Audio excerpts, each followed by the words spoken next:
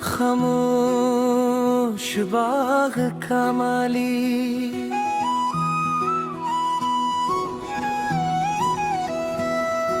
शहर से दूर एक वसीयत बाग था जहां हर मौसम अपनी अलग खूबसूरती कर आता था।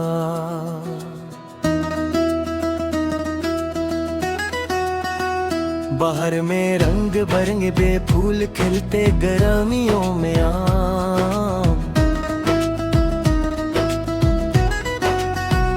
और जामुन के दरख्त साया देते खज़ां में सूखे पत्ते हवा की, साथ रक़्स करते और सर्दियों में शबनम के कतरे घास पर मोतियों की तरह बिखर जाते। सुबह के वक्त सूरज की करली किरण जब फूलों पर पड़ती तो पूरा बाग खुशबू और रोशनी से भर जाता। 80 बाग में एक बूढ़ा माली रहता था जिसे सब बाबा करीम कहते थे। उसके हाथ मिट्टी से भरे रखे कपड़े सादा थे और चेहरे पर हमेशा सुकून रहता था। वो हर रोज सूरज निकलने से पहले बाग में आ जाता, पौधों को पानी देता, सूखे पत्ते हटाता और नई कौन फूलों को बड़े प्यार से देखता। गांव के लोग कहते थे इसके हाथ में बरकत है, क्योंकि जिस पौधे को वो लगाता वो जल्दी ही हरा भरा हो जाता। एक दिन मैं भी इस बाग की सैर के लिए पहुंचा, में गुलाब और चंबीली की खुशबू बसी हुई।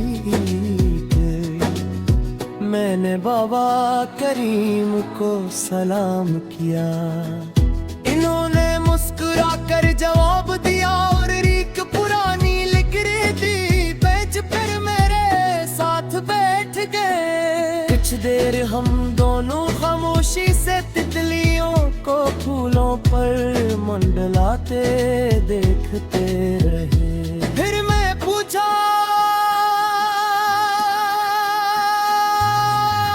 बाबा आपने अपनी पूरी जिंदगी फूलों और दरख्तों के साथ क्यों गुजार दी?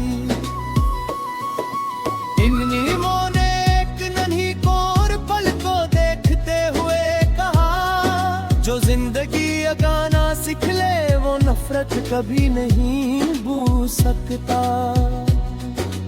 ये जुमले मेरे दिल में तर गया। उसी दौरान एक छोटा बच्चे दौड़ता हवा, इसके हाथ में एक मुरझाया हवा कुदाला। वो उदास होकर बोला, बाबा मेरा पौधा मर जाएगा। बाबा करीम ने नरमी से पौधा लिया, उसकी जो में नई मिट्टी डाली, पानी दिया और बच्चे से कहा, पौधों की तरह रिश्तों को भी वक्त तवज्जो और मोहब्बत चाहिए होती है।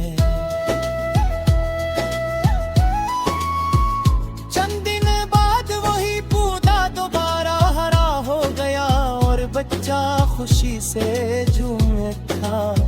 दोपहर के वक्त एक मुसाफिर बाग में आया, वो थका हवा था और गर्मी से बेहाल लग रहा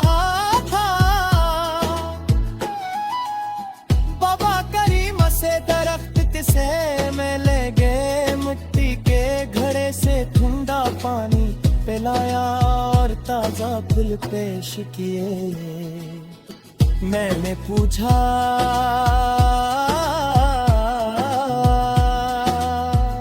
आप हरियाणा वाले का इतना ख्याल क्यों रखते हैं? वो बोले दरख्त कभी नहीं पूछते कि इनके साए में कौन बैठा है। शाम होने लगी, सूरज हंसता हंसत पीछे छुपने लगा और परिंदे अपने घोंसलों की तरफ लौटने लगे। बाबा करीम ने बाग के दरवाजे पर एक मिट्टी का चिराग रोशन किया।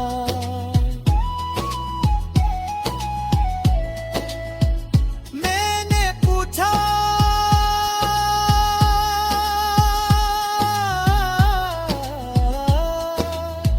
ये चिराग क्यों?